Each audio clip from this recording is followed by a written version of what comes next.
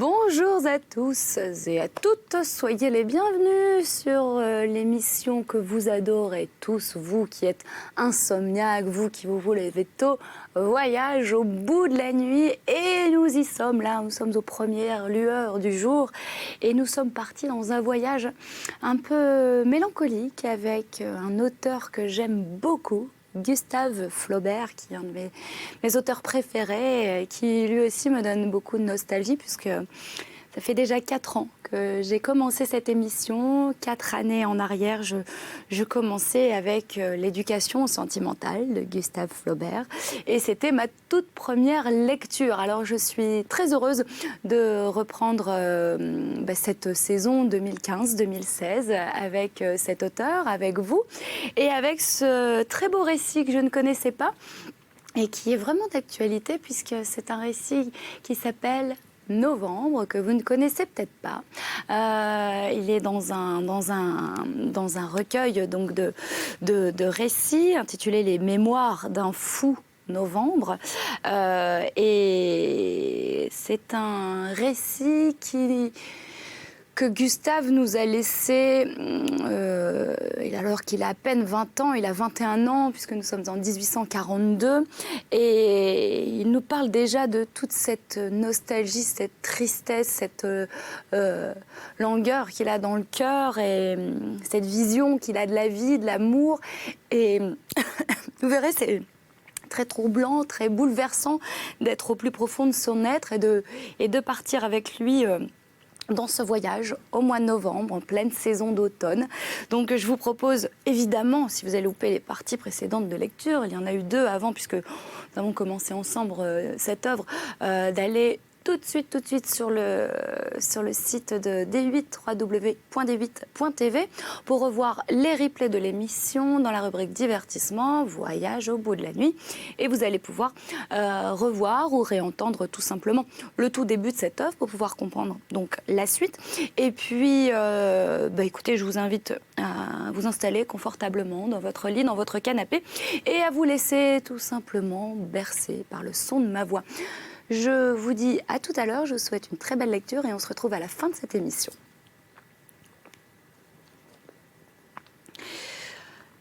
Je voyais les autres gens vivre, mais d'une autre vie que la mienne. Les uns croyaient, les autres niaient, d'autres doutaient.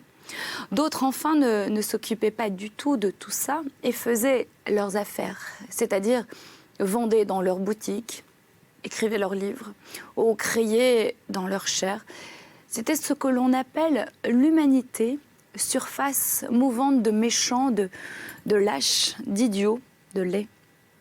Et moi, j'étais dans cette foule, comme une algue arrachée sur l'océan, perdue au milieu des flots sans nombre qui roulaient et m'entouraient et qui me bruissaient. J'aurais voulu être empereur pour toute la puissance absolue, pour le nombre des esclaves, pour les armées perdues d'enthousiasme. J'aurais voulu être femme pour la beauté, pour pouvoir m'admirer moi-même, me mettre nue, laisser tomber ma chevelure sur mes talons, me mirer dans les ruisseaux. Mais je me perdais à plaisir dans ces songeries sans limite. Je m'imaginais assister à de belles fêtes antiques, être roi des Indes et aller à la chasse sur un éléphant blanc, voir des danses ioniennes, écouter le flot grec sur les marches d'un temple, entendre les brises des nuits dans les lauriers roses de mes jardins, fuir avec Cléopâtre sur ma galère antique. Ah, folie que de tout cela.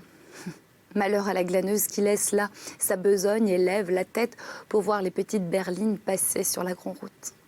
En se remettant à l'ouvrage, elle rêvera de Cachemire, d'amour de prince et ne trouvera plus d'épis et rentrera sans avoir fait sa gerbe.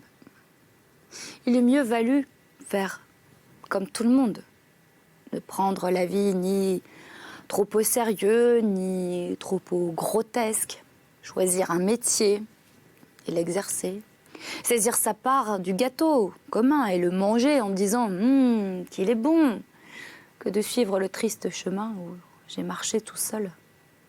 Je ne saurais pas écrire ceci ou souhaiter une autre histoire à mesure que j'avance Elle est de ceux qu'on confond, même moi, comme les perspectives que l'on voit de trop loin, car tout passe, même le souvenir de nos larmes les plus brûlantes, de nos rires les plus sonores. Bien plus vite, l'œil se sèche et la bouche reprend son pli. Il n'est plus maintenant que la réminiscence d'un long ennui qui a duré plusieurs hivers, passés à bâiller, à désirer ne plus vivre. C'est peut-être pour tout cela que je me suis crue poète.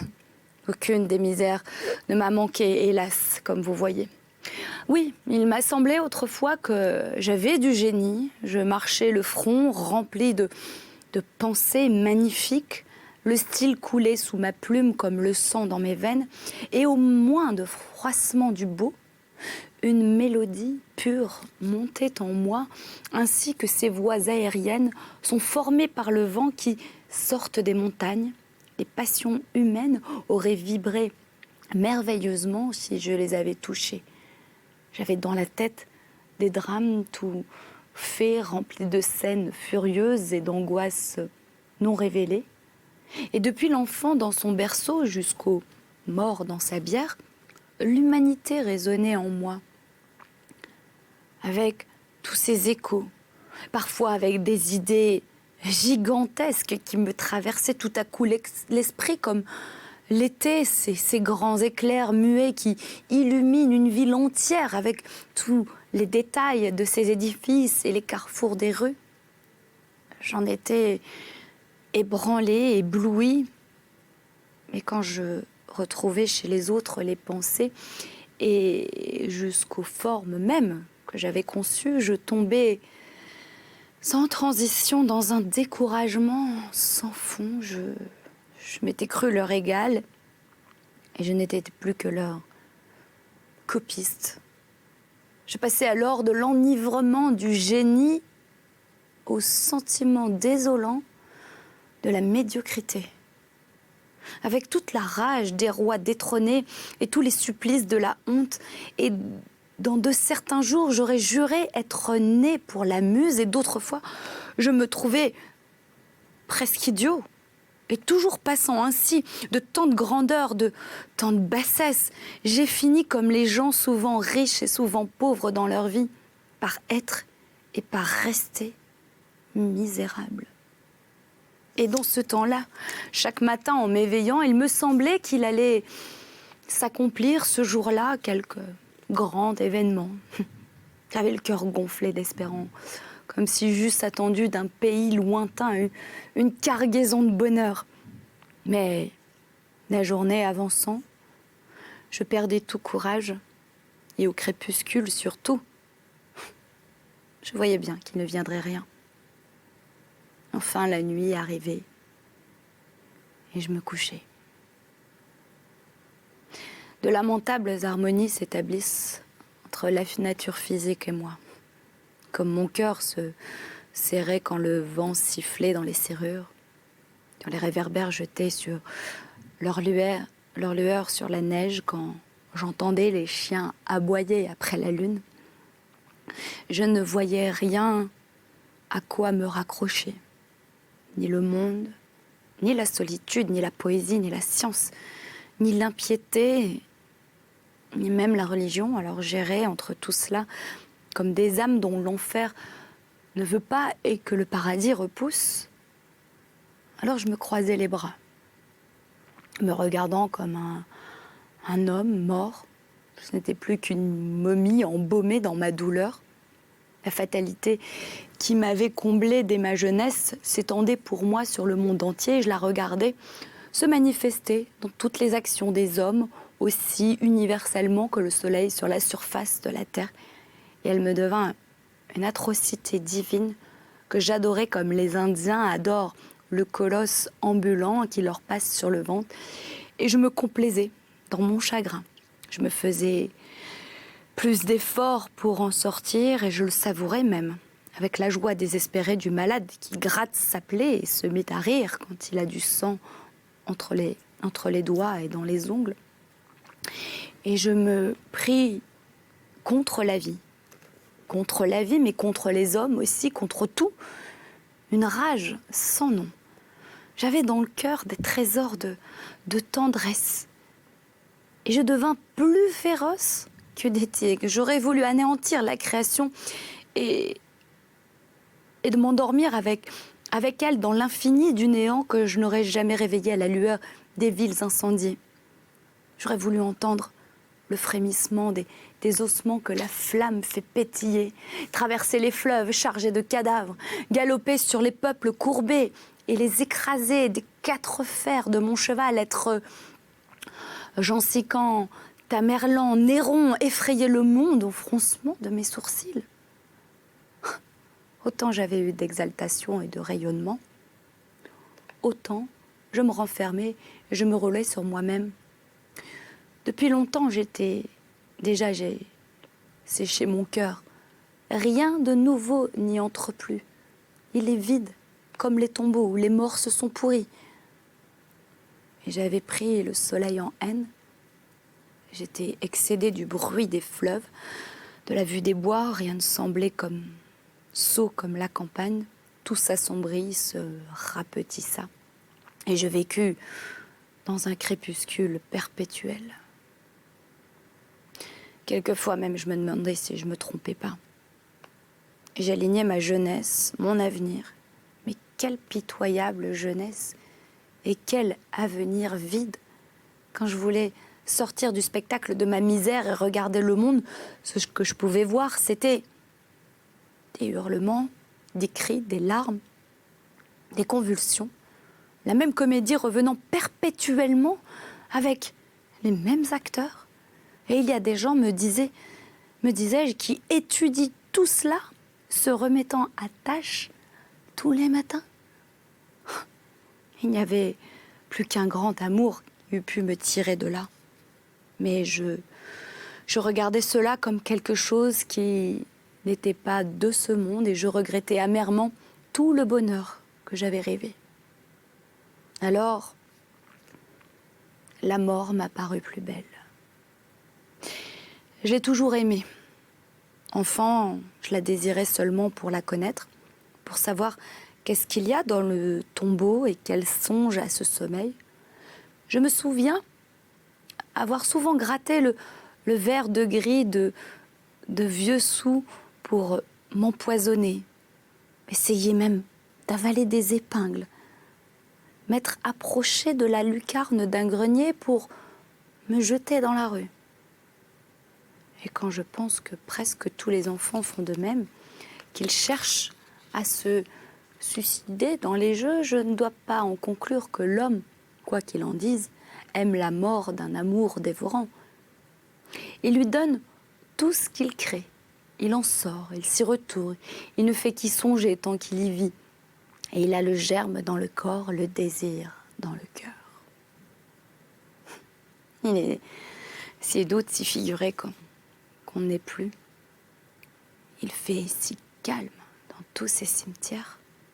Là, tout étendu et roulé dans le linceul et les bras en croix. Sur la poitrine, les siècles passent sans plus vous éveiller que le vent qui passe sur l'herbe.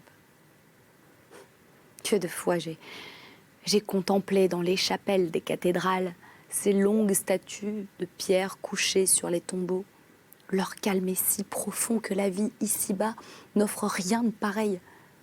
Ils ont sur leurs lèvres froides comme un sourire monté du fond du tombeau. On dirait qu'ils dorment et qu'ils savourent leur mort. N'avoir plus besoin de pleurer, ne plus sentir de ces défaillances où il semble que tout se rompt, comme les échafaudages pourris. C'est là le bonheur au-dessus de tous, les bonheurs, la joie sans lendemain, le rêve sans réveil. Et puis, on va peut-être dans un monde plus beau, par-delà les étoiles. On est peut-être quelque chose, l'odeur des roses ou peut-être même la fraîcheur des prés. Ah non, non, non. J'aime mieux croire que l'on est bien mort, tout à fait, que rien ne sort du cercueil et qu'il faut encore sentir quelque chose, que ce soit son propre néant, que la mort se repaisse d'elle-même et s'admire, assez de vie juste pour sentir que l'on n'est plus. Et je montais plus haut des tours, je me penchais sur l'abîme, j'attendais le vertige venir, j'avais une inconcevable envie de m'élancer, de voler dans l'air, de me dissiper avec le vent. Et je regardais la pointe des poignards, la gueule des pistolets. Je les appuyais sur mon front et je m'habituais au contact de leur froid, de leur pointe. D'autres fois, je regardais les rouliers tournant à l'angle des rues et l'énorme largeur des roues broyait la poussière sur le pavé. Je pensais que ma tête serait ainsi bien écrasée pendant que les chevaux iraient au pas. Mais je n'aurais pas voulu être enterrée. La bière m'épouvante. J'aimerais plutôt être déposée sur un lit de feuilles sèches au fond des bois et que mon corps s'en allât petit à petit au bec des oiseaux et aux pluies des orages. Un jour à Paris, je me suis arrêtée longtemps sur le Pont-Neuf. C'était l'hiver. La Seine charriée de gros glaçons ronds descendait lentement le courant et se fracassait sous les arches. Le fleuve était verdâtre et j'ai songé à tous ceux qui étaient venus là pour en finir. Combien de gens avaient passé à la place où je me tenais alors, courant la tête levée à leurs amours, à leurs affaires, et qui étaient revenus un jour marchant à petits pas, palpitant à l'approche de mourir. Ils se sont approchés du parapet, ils ont monté dessus et ils ont sauté. Que de misère on finit là, que de bonheur et ont commencé également. Quel tombeau froid, humide, comme il s'élargit de tous, comme il y en a dedans. Et ils sont tous là, au fond, roulant lentement avec leurs faces crispées et leurs membres bleus. Chacun de ces flots glacés les emporte dans leur sommeil et les traîne doucement à la mer. Quelquefois, les vieillards, me regardaient avec envie. Ils me disaient que j'étais heureux d'être jeune, que c'était le bel âge. Leurs yeux caves admiraient mon front blanc. Ils se rappelaient leurs amours et me les contaient. Mais je me suis souvent demandé si, dans leur temps, la vie était plus belle. Et comme je ne voyais rien en moi que l'on pût envier, j'étais jaloux de leurs regrets, parce qu'ils cachaient des bonheurs que je n'avais pas eus. Et puis, c'était des faiblesses d'homme en enfance, et à faire pitié, et je riais doucement. Et pour presque rien, comme les convalescents, quelquefois je me sentais pris de tendresse pour mon chien. Je l'embrassais avec ardeur. Ou bien j'allais dans une armoire revoir quelques vieilles habits de collège et je songeais à la journée où je l'avais traîné, au lieu où il avait été avec moi, et je me perdais en souvenirs dans tous mes jours vécus. Car les souvenirs sont doux, tristes ou gais, n'importe. Et les plus tristes encore, les plus délectables pour nous, ne résument-ils pas l'infini? On épuise quelquefois des siècles à songer une certaine heure qui ne reviendra plus, qui a passé, qui est au néant pour toujours et que l'on ne rachèterait pas pour tout l'avenir du monde. Mais ces souvenirs-là, des flambeaux clairsemés dans une grande salle obscure, ils brillent au milieu des ténèbres. Il n'y a que dans leur rayonnement que l'on y voit ce qui est près d'eux resplendit, et tandis que tout le reste est plus noir, plus couvert d'ombre et d'ennui. Avant d'aller plus loin, il faut que je vous raconte ceci.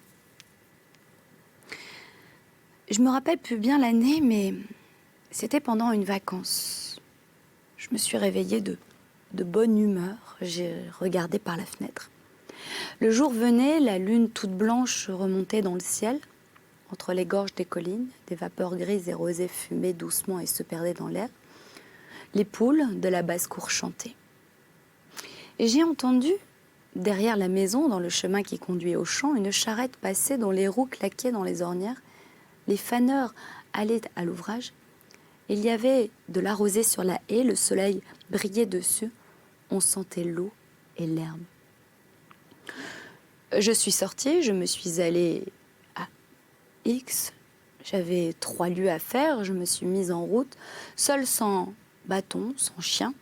Et j'ai d'abord marché dans les sentiers qui serpentent entre les blés et j'ai passé sous des pommiers, au bord des haies, et je ne songeais à rien.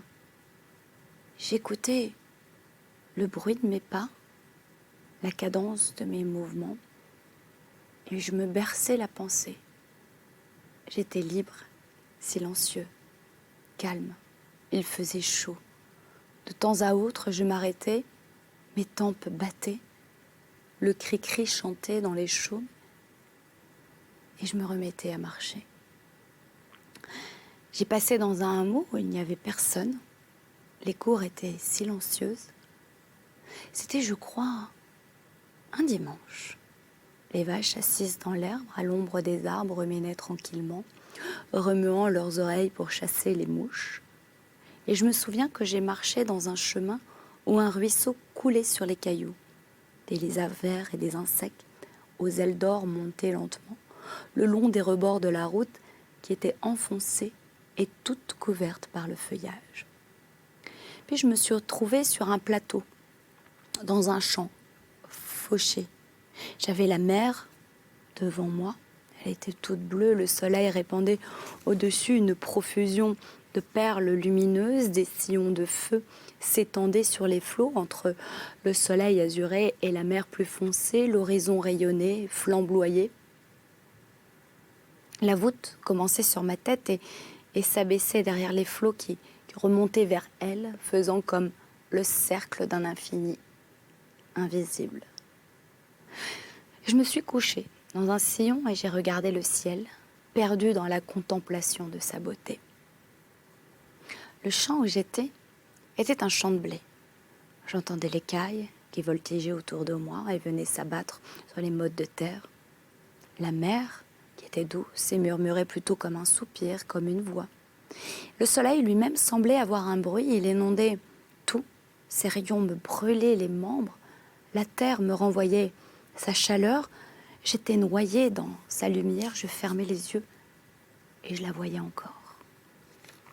L'odeur des vagues montait jusqu'à moi, la senteur du varech et les plantes marines. Et quelquefois, elle apparaissait s'arrêter et venait mourir sans bruit sur le rivage festonné d'écume, comme une lèvre dont le baiser ne sonne point. Alors, dans le silence de 2 vagues, pendant que l'océan gonflé se taisait, j'écoutais le chant des cailles un instant, puis le bruit des flots recommençait, et après celui des oiseaux. Je suis descendue en courant au bord de la mer, et à travers les terrains éboulés, je sautais d'un pied sûr, je levais la tête avec orgueil, et je respirais fièrement la brise fraîche qui séchait mes cheveux en sueur, et l'esprit de Dieu me remplissait. Je me sentais le cœur grand, j'adorais quelque chose d'un étrange mouvement, et j'aurais voulu m'absorber dans la lumière du jour et me perdre dans cette immensité d'azur avec l'odeur qui s'élevait de la surface des flots. Et je fus pris alors d'une joie insensée. Je me mis à marcher comme si tout le bonheur des cieux m'était entré dans l'âme. Comme la falaise s'avançait, en cet endroit-là, toute la côte disparut. Je ne vis plus rien que la mer, les lames montaient sur le galet jusqu'à mes pieds. Elles s'écumaient sur les rochers à fleur d'eau.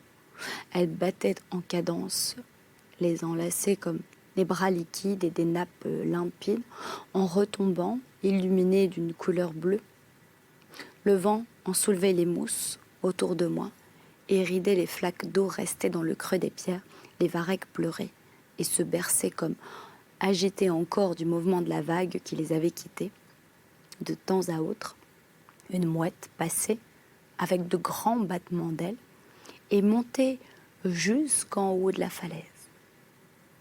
À mesure que la mer se retirait, que son bruit s'éloignait, ainsi qu'un refrain qui expire, le rivage s'avançait vers moi, laissant à découvert sur le sable les sillons de la vague qu'avait tracée.